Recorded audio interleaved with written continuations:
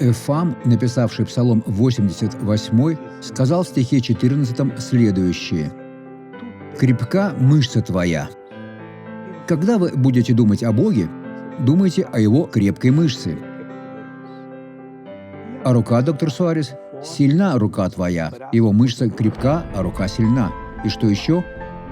Высока десница твоя, его сила высока. Она превышает любую силу, как адскую, так и человеческую.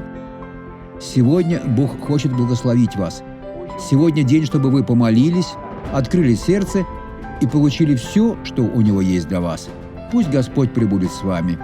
Я сейчас прошу об этом. Посмотрите это свидетельство.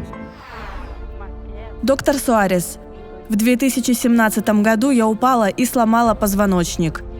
После этого мне сделали 3 операции, и у меня возникло осложнение в форме артроза. Затем я попала в автомобильную аварию. И с тех пор моя жизнь была сильно затруднена. Но вам стало лучше? Намного лучше. Покажите, как вы ходили раньше с этой тростью. Покажите, чтобы мы могли увидеть. Как было раньше? Было так? Было так. Теперь уже можете положить ее на плечо. Сестра, идите в дом свой во имя Иисуса. Слава Богу! Благодарю, Иисус! Ступайте твердо. Слава Богу! Как прекрасно! Теперь помолимся. Отец, приди исцелять, освобождать, преображать, улучшать, возрождать, если это будет необходимо, поскольку Бог, Господь, Бог. Благодарю Тебя за все.